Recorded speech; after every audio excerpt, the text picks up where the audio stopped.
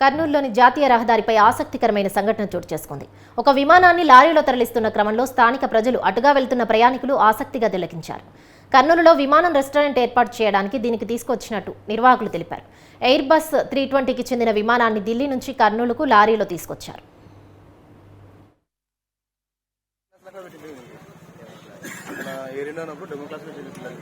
తర్వాత టాటా వచ్చినప్పుడు